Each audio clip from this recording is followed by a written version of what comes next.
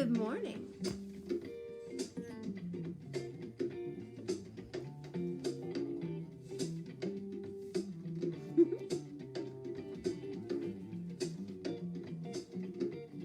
Dave's Michael.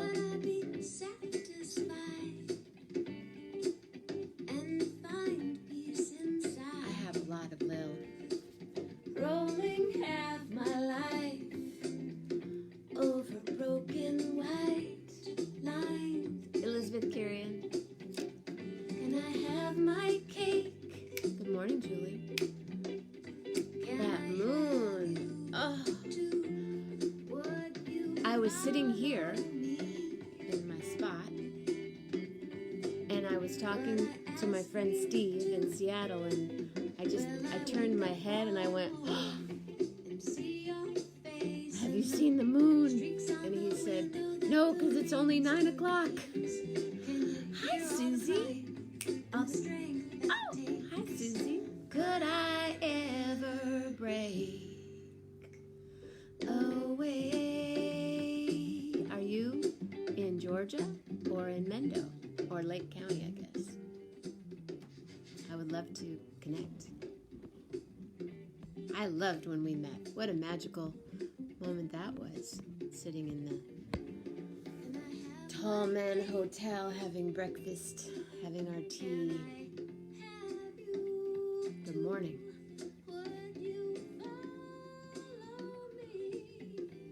Yes, fabulous moon.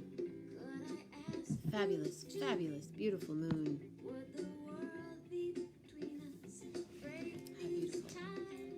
We've worked so hard, so what's it like in Atlanta?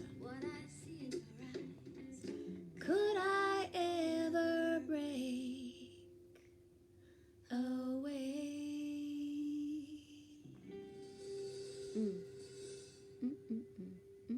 Good morning, Vin Vinny. Vin Vinny. So it's Friday, May something. Aren't I the knowledgeable one here? May 8th. I thought it was the 8th, but I was being undecided. I haven't even have to put on a little lip color.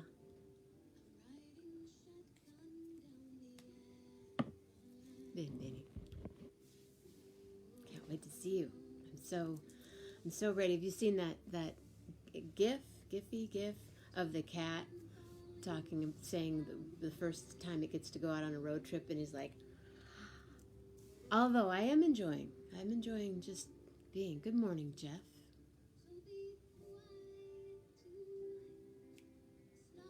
Nice weather. I am in Michigan, and I was feeling my brother today. I needed my brother's energy, so I have my people on, my dancing.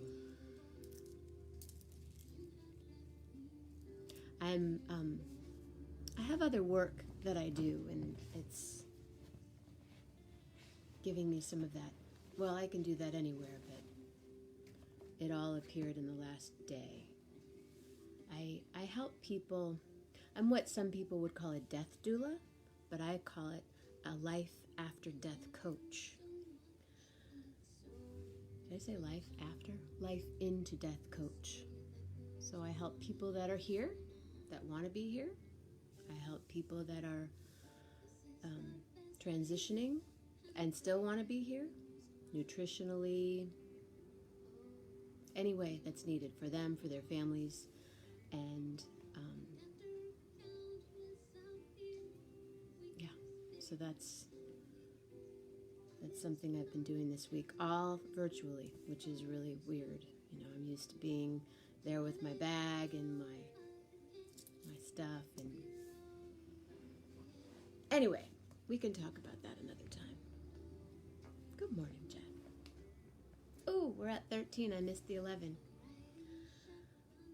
I think my cousin, oh good, Mama Grace is on. All is good in the world. I think. I'm waiting to hear from him. But it is Friday, and usually on Fridays. Lots of love, lots of love, lots of love. Wasn't last night cool? I say that every morning and I have a friend that checks in with me after every show and goes, "How was it?" And I go, "It was awesome." And he goes, "You always say that." I go, "Because it's always awesome. It's always just fabulous." And I love being here and connecting with you, and then you connecting with Gary or Melanie, and when this starts to open up more for all of us, we'll all connect more. And I hope that I'm still planning on being here. I don't know. I don't think I'll be right here, but hi, Dan. How's the pizza? How's the 16-year-old? I would love to spend a week with you guys sometime and just hang out and make food and just put me to work. Chop, chop, chop. Jenna, chop this, and I just want to be a part of that scene in that family household. It's been fun, and everything that Elspeth posts, I know I'm usually the first person to like, love, laugh, care. Don't you love the care button? We're still lacking. We need a couple more buttons. Janelle, Michelle, Burdell in the house. Janelle, Michelle, Burdell in the house.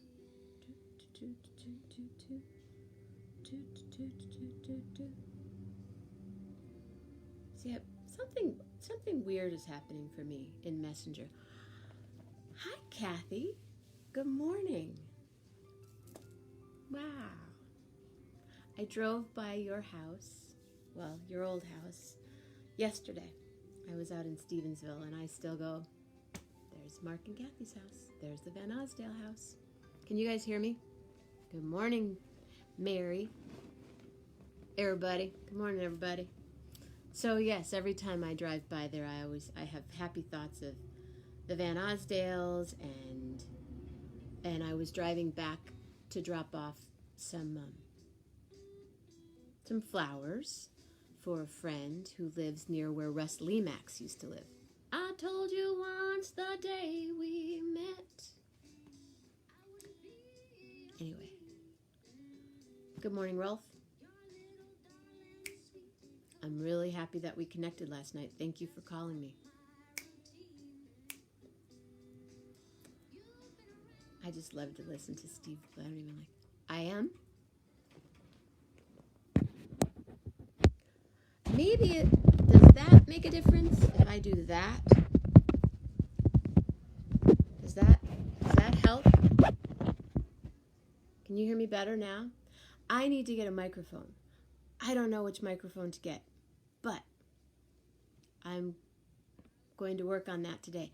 And I need one of those lights. I have a light here, but I think it's a little bright, but it's kind of nice. I could turn my light on, but I'm more...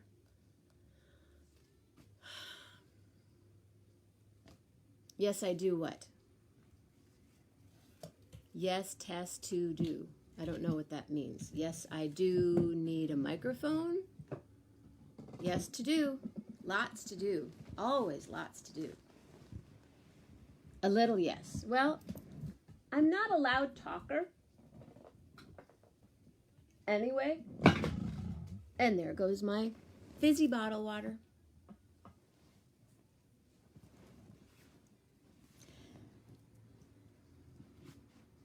I'm quiet. I'm not loud. Okay, well, don't yell so much. You need to listen better. You're a loud drummer, so maybe your ears got a little... I don't talk loud. But I know someone that's a... Oh, okay, well, when you're done, let me know when you're... whatever you want to be after you get out of the shower. Because I'm going to message you. Bump, bump, bump, bump. Can you hear me better? Because I moved some things, and I'm speaking in a much louder and clearer voice. I don't like to push my voice. And I'm not a close talker either. We've had this conversation. Sometimes I'm a loud tea drinker. Right? So we're going to call Armando as soon as he's prepped after he's had his morning shower.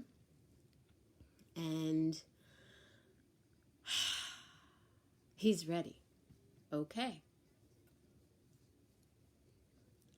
Everybody, Mondo's ready. Mondo in the house. Maybe Snowy?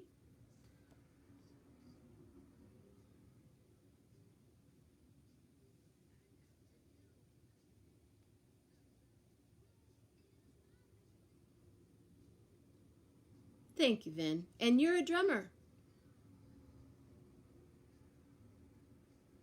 Hi, Linda.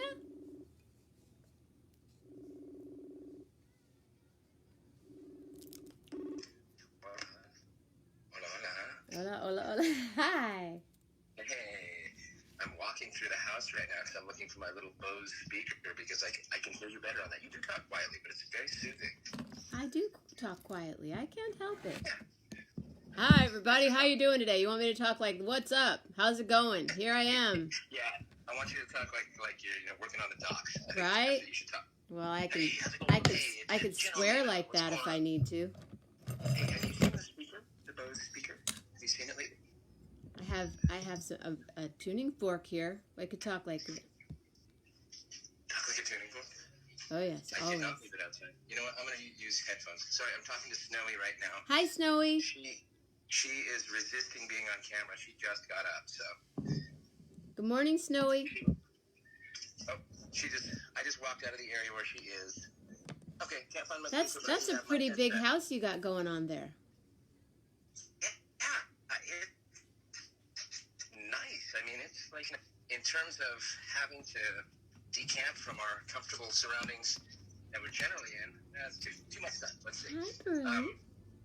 This has been a blessing. Will just got out of bed. An incredible blessing. Uh-oh, This is Lil. the backyard. Lillian's pillow just flipped on her. Poor thing. She just jumped up on her little couch and the pillow flipped her in the face. I'm sorry, baby girl. You okay? Flipped her in the face. Yeah, it kind of went poof. Oh, that's no fun. No. Plus, she That's just got not out a of good dog thing. she just got out of her silk and cashmere blanket, so that was a little bit of a rude awakening for her. She's like, Blanket, yes, indeed. I gotta go back to bed. So I'm turning you around to the peeps. Okay, look, I'm going to show you our yard. I'm in the backyard now, so here's the yard. Wait, hold on. I had to move my face out of the way. Okay. Okay. Yeah, Where's Mondo's yard? Oh my goodness. I know, it's nice, huh? When's the party? We've actually had a couple of. A friend of mine lives just down the road here, down the street. So he's come by for coffee, and we've sat 6 or 10 feet away. Oh yeah, you showed me that in the front porch. There's a little area. Yeah. So we did that, and then we had a buddy of mine. That guy actually, my friend Derek. I mentioned to him that, boy, it would be really nice to have a sunshade in the back, one of those pop-ups. And I said I could probably find one of those at Target or something. And that afternoon, he and his brother came over and dropped one off that they were going to throw away. They said, that one of the legs is bent, but you can still get it. You can still put it up. And so why don't you keep it? And so we now have this great sunshade back here. That's where I'm sitting. Awesome. Oh my goodness, how fun. I know. It's just like, it's so incredible how generous friends can be. How generous, how people, you need something and they're like, oh, you need something? I got it. I got something. It's incredible. So grateful. And speaking of friends, I was on the Facebook this morning. The Facebook, as old people call it. The Facebook, the Instagram. My dad used to call it, Ben would call it face page. Face page. He never, I said, Dad, just join. He's like, I'm not going to join face page. I don't want everybody to know my stuff on face page. Mm-hmm. Yeah, I used to call it the face place. Before I really got involved, I would jokingly call it face place because it used to make my son Joaquin crazy that I call it face place. Now he has totally sworn off of Facebook. He doesn't want to be on it. I just saw him on People You May Know this morning. Oh yeah. Well, he has a page, but he rarely goes on, and he is very annoyed with me that I'm on it a lot, as you know. So. Oh, well. Does Yep. he do TikTok? He does. No, actually, he is a podcast guy. Ooh. And he does Instagram. He actually has a really cool Instagram page called Garbage Llama, and for a while he was taking photographs of bands and of nature, and he got involved with friends of his who have bands here in LA, and he was their performance photographer. So Nice. cool stuff on Garbage Llama. Garbage Llama. Garbage Llama. I'll check it out. It's very cool. It's super cool. But a friend of mine posted that today is the 75th anniversary of VE Day, of Victory in Europe Day. I saw that. Yeah, and so he posted a picture of his dad, who was in the Navy, and who is still with us. His dad is 94 years old, living in Arizona, and playing saxophone in a jazz band, which I think really? is just fabulous. I mean, it's amazing. And he's a doctor. His dad's a doctor as well, so, you know, kind of a slacker. Right. Didn't really achieve anything in his life.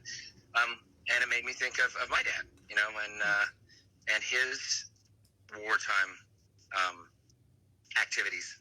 So I posted a picture of him and his brother after they got out of boot camp. And, yeah, I mean, it's just amazing to think of my dad in 43 would have been 23 years old, and he and his generation of, 20-year-olds stepped up. They saw a threat to the world and to the safety of humankind, and they all stepped up. They all said, okay, we have to do something about this. And they joined the Army, they joined the Marines, they joined the Navy, and they went to far-flung places they'd never seen before. And he worked and served with bravery and with honor and with selflessness, and they saved the world. They saved the world. Pure and simple. Yeah. I don't know. I think that is an example that is worthwhile considering these days. Yeah, there's a lot. Well, and people were asked to sit in their homes for a month, and they freak out. And look what your father went through. That's exactly my point. And not just my dad, but, the society as a whole. Manufacturing turned around to making Jeeps and tanks, car manufacturing. Women joined the workforce in the 40s because there were no men to work in the factories. So that's where the whole Rosie the Riveter from, because women had to help out, had to fall in and help out with the war effort. I mean, just very interesting how in 2 generations things have changed from this attitude of what does the society need to what can the society give me. Yes, sir. Or the John F. Kennedy quote: "Ask not what you can do for your country. Ask not what your country can do for you, but ask what you can do for your country." I mean, it's been a sea change. It's 180 degrees now. Now it's all become very self-motivated. I don't have my individual freedom. I can't go outside. I can't go for, don't get me started. So how do you, so with your son, for instance, that generation is pretty, they're coming off the millennial generation into this next generation of what that seems to be still a bit self-involved, shall I say. How do you and Snowy work with, I know Joaquin is special and but Joaquin's generation is interesting. I mean, he's an only kid, so there's a certain amount of shall we say self-involvement, and we're very hands-on, and we spoil him. He's our boy. He's our one and only boy, and he had an interesting adolescence because he got sick during freshman year of high school, and he was so sick that he couldn't go to school. He basically had a thing called a pseudotumor cerebri, and it's all the features of a brain tumor without being a brain tumor. So it's 24-hour migraine, light sensitivity, sound sensitivity, nausea, and it's brought about by extreme tissue growth. He grew like 18 inches in about a year. Oh, So my it was goodness. something ridiculous like that. He shot up from age 12 to about age 14. He grew 17 or 18 inches and put on about 60 pounds. And so this syndrome is when there's great tissue growth. It can happen when people gain a lot of weight too, when the brain goes, there's a lot of tissue growth. There must be a tumor. So it starts pumping cerebrospinal fluid into the spine and into the cerebrum. And it's basically a plumbing problem. It just makes, it creates high pressure. And so anyway, that being said, he spent a lot of time alone and, was sort of a vampire for a while before we got a diagnosis and before we got a drug protocol for him to be on. And so for a while he played video games and watched videos and cartoons and read graphic novels. Then he got bored with that and he started ordering books off of Amazon. So he started getting philosophy books and started studying the great thinkers. And let me tell you, when you have a 15-year-old who has read Kierkegaard and St. Augustine and Plato, and then you try to have an argument with him, it's very annoying. I remember one argument that we were having, he was like, well, Dad, there's an essential syllogism into what you're saying because you're saying an always, every time statement, and none of that is true because everything is subjective based on the circumstances that are occurring at the time. It's like, okay, you are correct. Buck up, Dad. I'm asking you to do good. Yeah, exactly. So he's a very challenging intellect. It's amazing. And it's interesting that, and his group of friends, they do demonstrate this kind of selflessness, this kind of concern for each other. And there's also less of a concern about like their sexual identity and their. Oh yeah, it's a whole. That's totally that's different. done. That's like. That's done. That ship has sailed and sailing into the sunset. It's kind of amazing. It's beautiful. Because it's wonderful. I mean, it's about time. And gosh, I didn't think I was going to say this, but piggybacking off of that, when is our society going to become really? I don't want to say colorblind, but at least understanding of other cultures. I'm sick to my heart with the Ahmaud Arbery situation, with his having been killed. Parents who have Anglo children, white children, I'm not sure if they understand. My son is tall, biracial, curly hair, obviously not a white kid. Right. From age 6 or 7, we've told him, if you're stopped by an authority or the police, you say, yes, sir, no, sir. Yes. You say what you're going to say, and do what you're going to say. Sir, I'm going to reach back to show you my wallet. Sir, I have nothing else in my bag. Please look in my bag. You have to teach your Black, Latino, and biracial kids that, which isn't something that every kid needs to know. That's not even a conversation that. Yeah. Yeah, it's not even a conversation that white kids have to have with their parents, or white parents have to have with their kids. And then here's the situation where this kid is out jogging. He's out jogging, getting some exercise, and one would think that's safe. He's out jogging, obviously not doing anything wrong, and he gets hunted down. Let's call it for what it is. He gets hunted and killed. Sorry to bring everybody to an intense point this Friday morning, but I woke up this morning with a knot in my stomach just thinking, wow. And then I saw the VE Day post, and it's like, those two things, there's a cognitive dissonance in between those two events. First off, you have Black and Latino men sacrificing for their country in 1943 and gaining a modicum of understanding and respect for each other, I mean, and now we're to a point where we become so tribal that Black sons are getting hunted down in the street. Come on.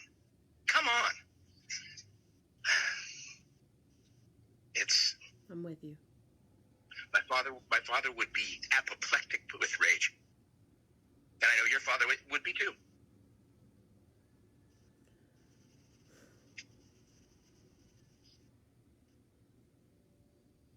Sorry about that. That's okay. I can't leave it unspoken. I cannot leave it unspoken. And the thing is, thoughts and prayers, great. Okay, everybody, thoughts and prayers. Forget the thoughts and prayers. Let's have some action. Well, let's have people in the streets. As Jeff just said, and this is so true, if there hadn't been a video, mm-hmm. If we hadn't seen the video, they would be... Right. And as a survivor of violent crime, I know what it's like to walk outside and be afraid and be conscious of everything around me. So, as I know that feeling, as a woman, there's a whole other thing. As a brown woman, anywhere in the world, people go, oh, you travel alone? Yeah, I travel alone, but I don't take it for granted either. I know that every time I walk outside my door, there's potential for something, and not everyone even has that feeling in their heart, in their brain. And you have to teach your child. You taught your child well. I didn't know that about him when him being... I get migraines, but I can't imagine what it's like to get 24/7 for, multiple days on end. Yeah, it went on for nearly 3 years, this situation. And we didn't have a diagnosis for the first 6 to 8 months. How did you finally get the diagnosis? And I don't mean to switch, but I'm this is my brain. Hi, welcome to Jenna Brain. 11:11 with Jenna. My wife often says, "Wait, what are you talking about?" Mm-hmm. and then she gets annoyed because I provide all the details in every story, and she's like, "Okay, let's get to the point." And the details. The point is the details. It's all part of the ride. Yeah, we first, went to his pediatrician. He sent us to a pediatric neurologist, and she was an older woman, and she then prescribed we had tried all the over-the-counter migraine remedies. So then she prescribed the state-of-the-art pharmaceutical, the prescription migraine Imitrex, stuff, and rizatriptan. Yeah, those things. Mm-hmm. All those things, and those didn't help. And so then she escalated like crazy. She then put him on Norco, which is acetaminophen and oxycodone. Sure. And it knocked him out. He was sleeping, but it was because he was in a narcotic haze. And we went back to our pediatrician and said, "Hey, this is what's going on." He's like, "Oh, no, that the acetaminophen's terrible for his stomach, and we can't have him on Oxy." He's 14 Oxy, and he's on Oxy. Great.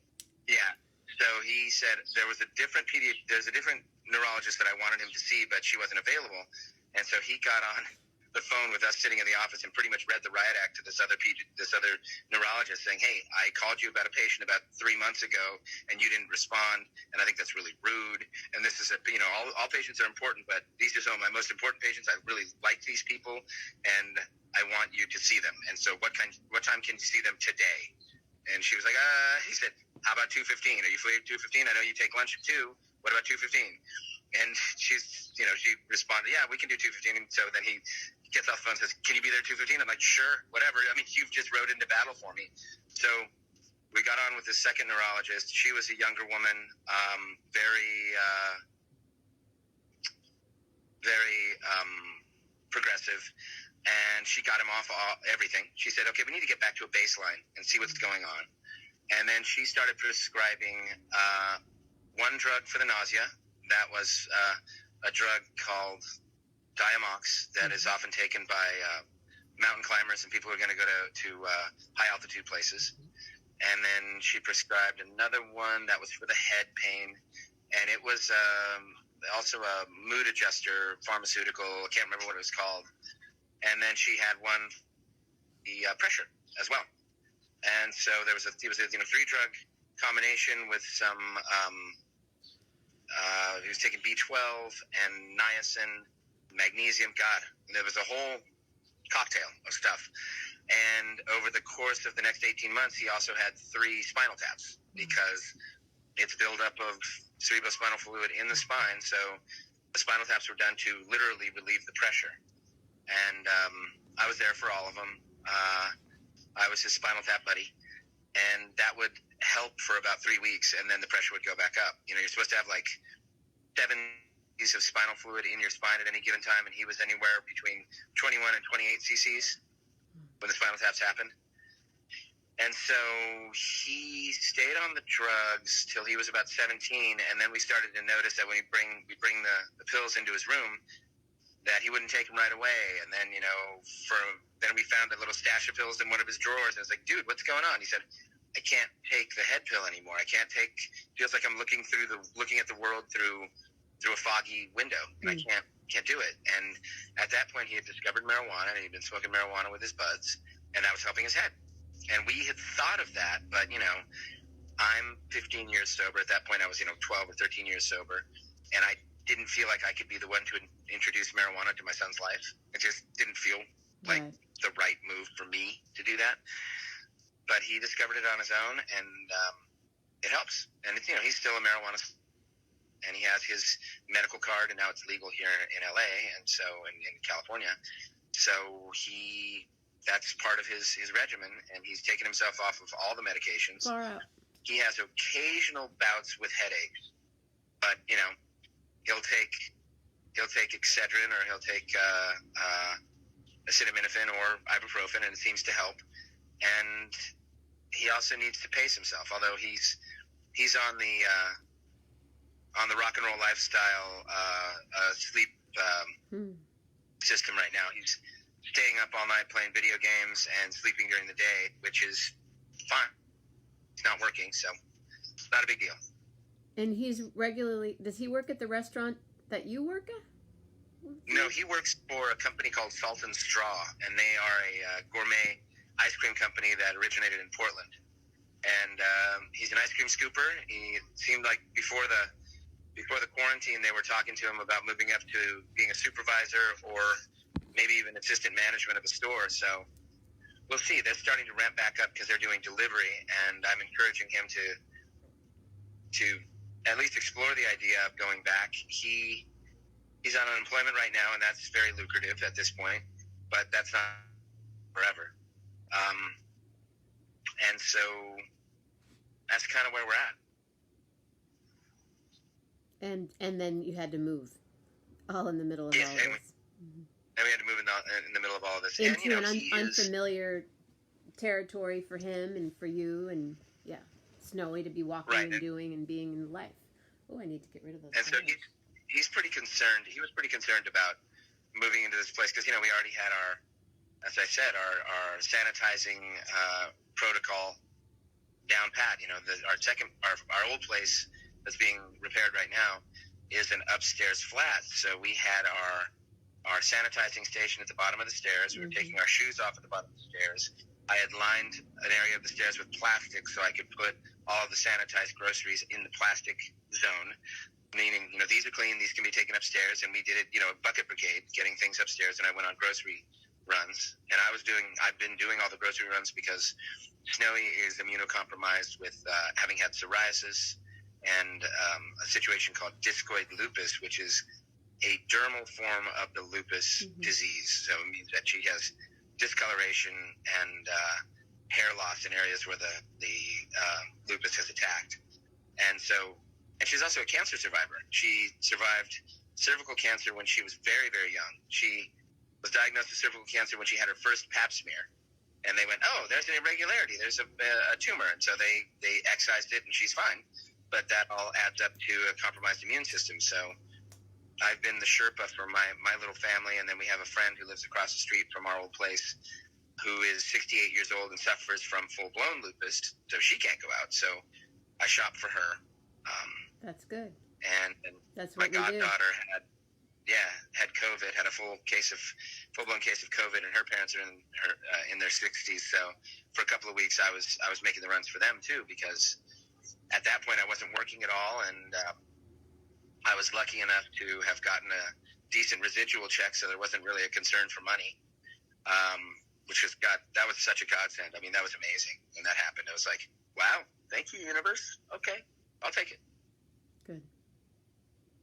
That's beautiful. Yeah, anyway, I've been talking to Blue Streak. How are you? I'm fine. Good. I'm here. I'm going to visit one of my people this afternoon, and he lives in a tower, and he'll be out on the balcony, and I will sit downstairs and talk with him indirectly through our phones. That's great. Yeah, and then Gracie, we're going to go hang out with her, and I'm going to go grocery shopping today for the first time. I think I've gone one other time because I was sick and I had other people helping me, and so I'll mask. I mean, I mask up. I've said this countless times. I wear a mask so much that I walk back in my house, and I live alone with Lillian, and I'm like, oh, I can take my mask off. I forget. Right. But we've been making nice meals over at Grace and Mitch's, and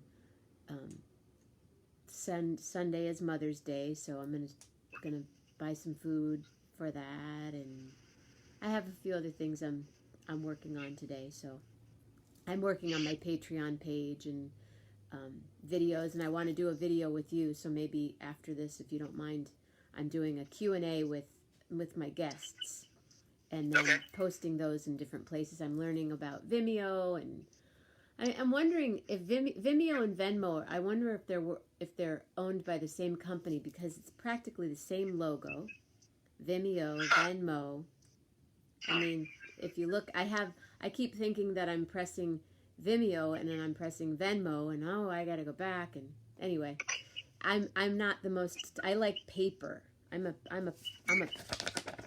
paper girl, so I'm learning every day. So, and I'm always terrified with a computer or with a phone that I'm going to press a wrong button and it's going to self-destruct. Oh, speaking of computers, what happened with that laptop that was delivered to your home? So it did turn out to be a friend of Snowy's, her college roommate, who then was her roommate in New York when they were both young actors in New York. She is now the administrator for a nonprofit. And when we first got over here, she had a conversation with her friend Renata, and had mentioned that, she was using my laptop to do the self-tape auditions. She was, calling up her lines on my laptop so she could have it in front of her and use her phone as the camera. Right. And that she didn't have a laptop of her own. Her iPod was starting to go by the wayside. And then she mentioned that, in this place that we're staying in is an Airbnb. There's a whole book, and showed her the book that had the address on the cover. Oh, okay. So Renata, being the altruistic person that she is, put all that together and sent her a laptop, a refurbished laptop. So yes, it's without a note, not like "Love Renata" or anything. Yeah, here's a free laptop from the universe, and maybe you should open it. Maybe, I don't know. Maybe it's a bomb. We don't know. Yeah. So we found out Snowy posted. They have they went to Spelman together, and so they have a group text with 4 or 5 of their schoolmates. And Snowy posted that, this mysterious laptop came in the mail, and we were very happy, but a little worried. And so then finally, can we leave it outside? Renata piped up and said, well, I guess I'm your creepy friend because I sent that laptop. And I went so far as to look at the return address and then do a Google search on that address. It led me to an industrial park in New Jersey, and I got a phone number. When I called the phone number, it was a recorded clearinghouse for all kinds of deals. It was like, if you want Spectrum Cable for 50% off, dial this number. If you want to get a free big screen TV with it's like, this is weird. What is this thing? So I thought maybe it might have been, at that point, I thought it might have been one of those Facebook quiz things where it's like, do the quiz and possibly win a laptop. Okay. But you're like, Snowy, did you call this? Did you do something online? Right. Right, and you know how we all you'll do something that's meaningless to you in the moment. It's like, oh wait, I've changed the fate of the world. I didn't mean to do that. You pressed that button. Yes, press that button. Press that button, change the fate of the world. Mm-hmm. How's your mom? She's here. She's online. Hi, Grace. She loves. Hi, Grace. She loves when you're here and loves to I love being here. connect with you. And our Sunday we're planning a little Mother's Day social distancing. And I love the photo that you posted. Was that yesterday of your mom?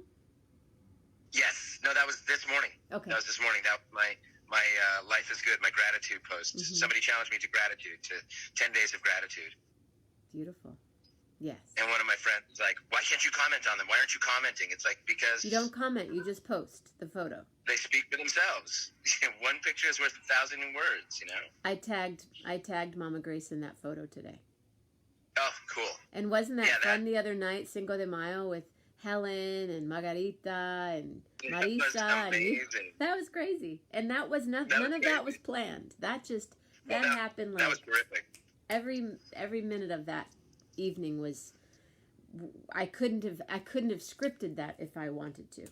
Oh no, and not at all. Like and the thing is, it was the best cooking show I've ever watched. It's like, look at the delicious food, and look at how they're running about the kitchen. You know, because on those cooking shows, like, hey, then you prepared this, and this is ready. No, you're running about the kitchen. That's it. That's how you're preparing a meal. And her kitchen is not that big. I've been in. No. I've sat there with her.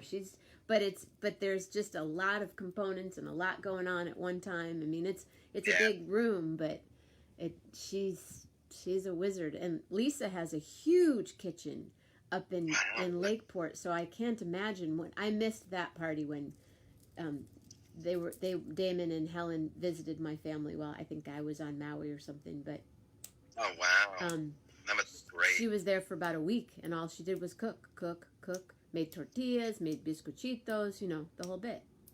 Because she has that in her DNA. Remember her mom? Mm-hmm. Remember Aunt Gladys? Mm-hmm. I do. We were so little. We were just babes. For those of you out in Jenna Land who don't know our Aunt Gladys was this woman from Las Vegas, and she talked like this. She talked so slowly and so deliberately about everything.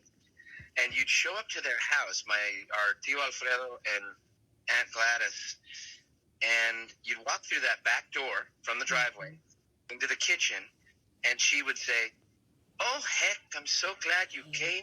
I made enchiladas, and I have a ham, and there's beans, and I made tortillas, and I have some roast beef, and let's see, there's green chili stew, and downstairs I have some chile caribe getting ready so I can make some carne adobada, and I made pie and pastelito and chocolate cake. And I was like, when does this end? Yeah. It was amazing to me. Well, and I had that on both sides of my family. So that, you know, we had Gladys, and then you go to Peg's and we'd eat Frito pie, which was, you know, and then go to your mom's house. But my grandmother on my dad's side, and all my aunts and uncles owned restaurants. So one night you're going to DiMaggio's for pizza, and then the next night you're going to Uncle Hank's, and then you're going to Mamina's bar, and then you'd walk into my grandmother's house, and she did the same thing. She had roasters, those big roasters. She'd make, you know, 4 chickens in one, and roast beef in the other, and lasagna in another, and pasta, and not just lasagna, but pasta and meatballs and cauliflower. And there were times where we didn't have enough table space, so we just open up more chairs and put the food down. And then we go to New Mexico. So I was like this little, food is love. Food is love, indeed. When people tell me, you know, oh, if I didn't have to eat, I wouldn't. If I could just take a pill and not have to eat, I'm like, what happened to you? Yeah. What's wrong with you? No, a well-prepared meal from somebody's kitchen is joy to me. That's just joyous. Well, and a nice restaurant meal, you know, a nice restaurant meal where you order things that you like and you get to sit down and be with friends and have a nice person bring stuff to you. Gosh, I love that. I mean, my mother was an excellent cook, but as a treat, our dad would take us out to dinner occasionally, and he was the restaurant wizard. He could pick a restaurant from 500 yards away. He'd be like, let's go to that one. In San Francisco, let's go to Tadish's. Oh, okay, we'll go to Tadish's. Yes, I was there in 1951, and it's still there, and I think it's delicious. All right, we'll go to Tadish's. That's cool. Tadish Grill. Still there. Tadish Bar and Grill, man. I know, that place is so good. Get the whitefish. Are they still there? I mean, I hope they survived I'm this. sure. Yeah, they. What was the name of they're the like- place that we would go to with your parent? The Petroleum Club. The Petroleum? The Petroleum Club. The Petroleum Yeah. Club. That's where I learned how to be in a restaurant. I bet, yeah. My dad taught us how to be in restaurants. You know, that you don't raise your voice, you don't run around the table, you sit and you have a meal. And that's where I learned how to order a hamburger medium rare when I was about 6. I remember that, of course. Yeah, the waiter would say, oh, go ahead. Go ahead. Oh, the waiter would say, and how would you like your hamburger cooked, Mr. Ortega? And I turned to my dad and said, Dad, how do I want it cooked? Well, you want it juicy, so why don't we try medium rare? And the medium rare burger would come and I'd be like, oh, yeah, this is the move. This is the thing. So meat is medium rare, generally, you know. And fish is medium rare now, too. It's like, you know, don't overcook my salmon. I'll be very upset. Ooh, no. And my friend No. Jeff Metzger just mentioned the sand dabs at Tadich. Oh, God, yeah, the sand dabs and the green beans. Those, what are they, blue lake green beans? Ugh, so good. Oh, that Yeah. reminds me of the green beans at oh no, the manager was on earlier, Dan. Oh, Beetle Nut. Did you ever? Were you ever? where? Beetle Nut was a wonderful place in the marina. They did these Oh, fried wow. green beans and scallion cakes. Oh, Hello. my God, that's so good. Hello. Yeah. Yes. Hey, in your experience in the Bay Area, did you ever go to Mecca? Oh, of course. Oh, God, I love that restaurant. That was one of my absolute favorite restaurants in the world. Love Mecca. Mecca, It's but it gone was. now. But Zuni has always been a favorite, and my friend Gina, the woman that comes on, that's the chef that Mhm. she jumps on sometimes. She was a chef. She did the brick oven cooking at Zuni, and Zuni is still, you know, Zuni's on Market Street in the Castro, right at the Mecca of all. But yeah, Mecca was a big part. 42 degrees. Oh, there were so many, and now there's a whole new scene what's happening. But when I'm in the Bay Area, I rarely go to the city anymore, just because it's just I go to the Symphony or I go perform. Cafe Sport in North Beach. You are getting the ravioli. You are getting the linguine of creme. Nothing else. That's what you get. They tell you. They tell you what you would eat at Cafe Sport. Oh, what about Original Joe's in Original North Joe's. Beach? Yep. I used to work Where at there's Enrico's always- right across the street. Oh, God, I don't know that place. I know that place very well. Enrico's See, was. I was Go ahead. when I was on Nash Bridges, I would spend a week or so in San Francisco for every episode, and at that point, per diem was done in cash. So at the beginning of your week, it was $75 a day. So at the beginning of your week, they would hand you an envelope of cash and say, "There you go." You'd be like, "Okay." And then if you got extra out of days, well, come back to Treasure Island and get more money. Okay, I'll do that. I have no problem with that. That was your wall of money. Those were the days, man. Those were the days. I have So I stories would go about that to- place. Okay, so Jeff wants to be on. We can talk Cafe Sport, North Beach. You know, there's nothing. I've performed all over North Beach and carried my suitcase looking like I'm walking into the Lusty Lady, but I was walking into Enrico's or Okay, right by City Lights bookstore, there is an Italian market that's famous for their sandwiches. And I've been there a couple of times, and I can't remember the name of it. You know what I'm talking it's about? down. It's not next to City Lights. It's down. It's on a corner off Yes. of Broadway and Columbus, and it's Exactly. a little. You sit at the bar, the little tiny Yes. bar, and you order that sandwich that I don't eat, but begins with Mario's. Right. Oh God, that place is so good. Mario's. I Oh, think. do you not eat pork? I don't eat bread, and I had a pig for a long time, but Mario's soda. Mario's. I'm pretty sure it's Mario's. But I've always, because when I worked at Enrico's or Pearls, or there were other Specs and different clubs that we would play at, there was never anywhere to park. So you would have to park down by the bay and then walk with your little suitcase and meet, the guitar. We used to play at this one place, and I can't think of the name of it, but Robert Redford sat at a table right in front of us, and I performed one night, and he went like, he winked when he left. So that's my quote about Robert Redford. Robert nodded and winked. And He was tuned into you. but my guitar player, who shall remain nameless, we were early, and they wouldn't let us set up because they would move out a table so we could perform. Okay. They'd move the little tiny table, and then 4 of us would cram into this little spot to perform. And that's great. So they said, "Can you guys come back a little bit later?" Well, my friend would carry his amp and whatever his crate with all his cables and stuff, and then he bungee corded that together, like flip the bungee cord on the top so that he could roll it on one of those luggage racks. And we were standing outside the restaurant going, "What do you want to do?" "Well, we could walk over to Pearl's, we could go to such and such." "Well, why don't we just stand here?" And we're standing there in front of the restaurant, and the bungee snapped and shattered the window. Sorry, Lil. Oh, no. Lil just like, oh. I'm sorry, baby. Oh, my. It just, like an Eddie Murphy movie. Oh. Yes. Yeah, no doubt. Yes. So I said, did you guys play that he night? looked at me and he goes, "What do I do?" I said, "Walk.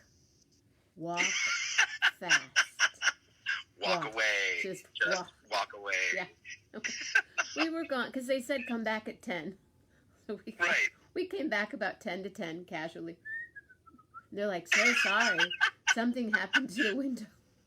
We were making, I think we were making $25 each for a 3-hour gig, and we'd get a bowl of pasta. So we were like, that window's like, $2,000. I also have another glass story, but I'll save that for another time. But yes, I have North Beach imprinted in my soul, the mission, and I feel like when I walk around there now, I'm like, back in the day, and it wasn't that long ago that it was a whole different world, but now it's cosmic, and everyone looks like the owner of Facebook, and they have their earbuds and their hoodies, and they work for them, and they work for, you walk around the city and you see, Instagram, that's where Instagram is, or, all these names of companies that you see online every day, and that's where they are. It's right. They all reside there. Yeah. Hey, is I think it's the 17th and Mission or 17th and Balboa, Taqueria La Cumbre? Is it still there? It should be.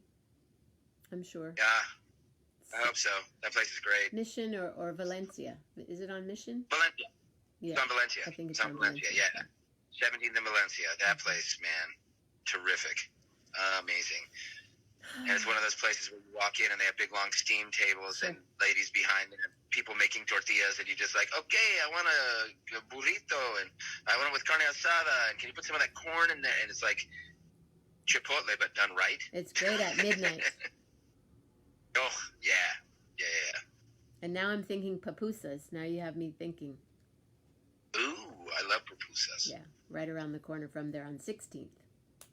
Oh, I don't know that place. Mm-hmm. I don't know that place. We'll have to meet in San Francisco one of these days because you have family there. That'd be so great. I would love to do that. I've got to say, I knew, we've known each other for most of our lives, but we hadn't really spent time together in years, and this is amazing. This is incredible that now I am finding out more about you and your life and your career and stuff, and we're bonding, and it's great. I just want to express gratitude. I love you. Gratitude. Gratitude.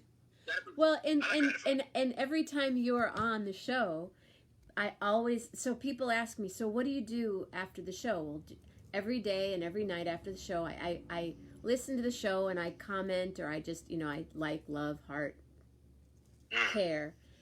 But whenever you're on, people go, "I just love to hear his stories, and I love to hear you guys talk about your family, and he's got such a beautiful voice, and he's funny, and he's this." And then so for those of you that don't know, this is my cousin Armando Ortega. Our mothers were sisters, and he's an incredible actor, and he's also works at a restaurant in Los Angeles. And I want you to put down your link for something. Oh, my light just went out. But tell us the restaurant that you work at and that you are doing deliveries for as well. The name of the restaurant is Foxes, and it's up in Altadena. So that's north of Pasadena, kind of up in the mountains. It's beautiful up there, and it's a family restaurant, but it's been taken over by my friends, Paul Rosenblum and Monique King. They're both fine dining chefs, but they're dedicating their lives to rehabbing old places and reinvigorating their menus and using all their fine dining techniques to make great comfort food from scratch. And it sounds so good. So, for example, right now, actually our special, we're doing a family special for 4. And last week we did green chili chicken enchiladas and a Mexican Cobb salad that had roasted beets and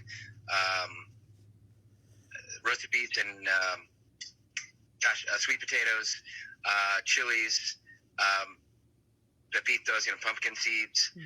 What else did she put in there? Cheese, of course, cotija cheese, and then a spicy red chili vinaigrette. Oh my God, the salad alone was just like, this is stupid. And then chips and salsa, and that was amazing. I brought a plate of that home, and we dined. Me and my little family dined on that. And they also do the signature Fox burger is an 8-ounce burger. They do a perfect medium rare, and it has blue cheese, bacon mayonnaise, and braised fennel. Bacon mayonnaise. What else do you need? Bacon mayonnaise. Yeah. I have sweet potatoes and garlic roasting in and beets. Sweet potatoes, beets, and garlic roasting in my oven right now, and it smells so good. All of a sudden I was like, "Oh right, I'm cooking." I'm sure it does. That sounds amazing. So good. They do shrimp and grits. They do shrimp and grits, and they make the taco themselves. Yeah, the shrimp and grits is great. It's crazy good. They make their own corned beef for the Reuben sandwich.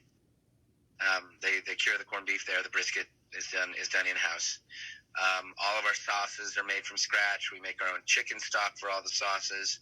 We do cornmeal or a pecan crusted catfish with cornmeal and flour and spices, and that's over collard greens, which is over a hash made with andouille sausage, sweet potatoes, and onions, and then it has a lemon mustard pan sauce over the whole thing.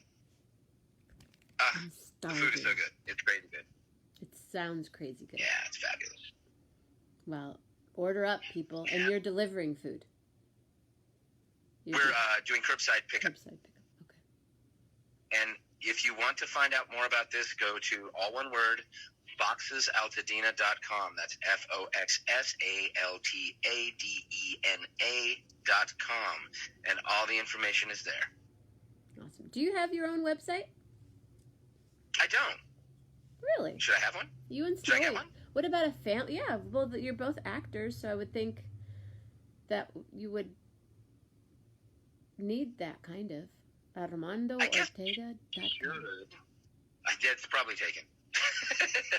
I would imagine it's taken. Armando Snowy. Yeah, I don't know. I just wondered.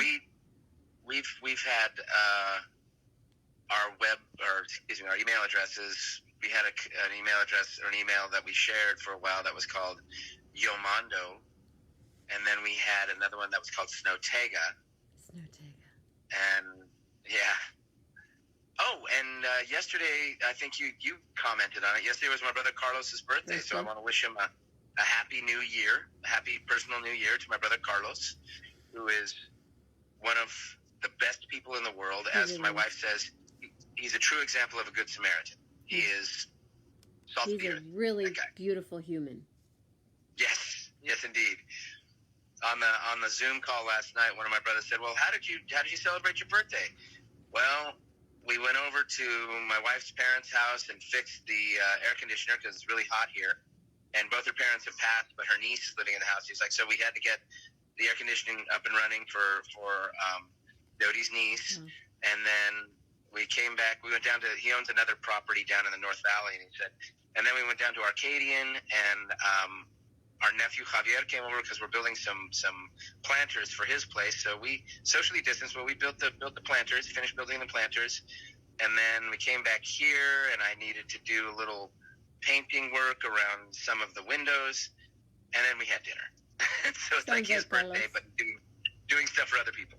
He's Because always, that's the when kind of I'm in thing. town, he stops everything. When Grace is in town, he stops. And I was there. I went to Chaco Canyon with a friend last February, and he was calling me on the way, going, "Have you done this? Let me, and just I just would turn the speaker on and be driving, and stopping Right. here and doing this, and he's just knowledgeable, and he's a lovely human. And I texted him last night, and also my mom did as well. Oh, So terrific! I'm so glad we you were did. connected, and we would have Yeah. all been together this upcoming weekend. I know. Shoot, and I would have I wanted to make the effort to go for Bob's birthday. My brother Bob's birthday was April 11th, and I was going to try to fly to New Mexico for that, but of course, things were locked down by then. Yep. We all have our stories, don't we? Well, Mondo, Indeed. thank you again. And who knows what will happen between now and next Friday between the two of us. We'll have more to talk about. I know, more adventures, more stuff happening. Well, next Friday is supposed to be the day that the restaurant actually opens for sit-down customers, so that'll be exciting. We're strategizing for that. So I'll fill you in. Okay. All right. I love you. Bye, Jen. Bye. I love you too, very much. Bye. Armando. It's good people. Except we never know how to hang up. Oh, gotta hang up.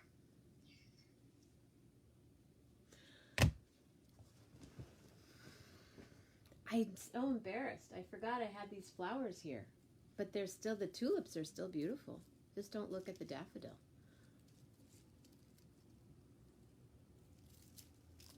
Minus the tulips. Everything's beautiful. Everything is beautiful in its own way. Thank you all for chillaxing with us. It's time. It's time to turn off my oven. I know that because I can smell everything. Smells beautiful. Beets, sweet potatoes, some little red potatoes, and garlic, all on a big platter. What are you making today?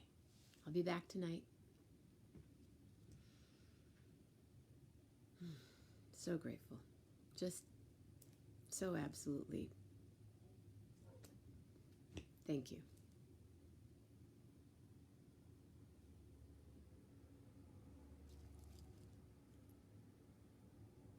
And a virtual hug to all of you. Love hard.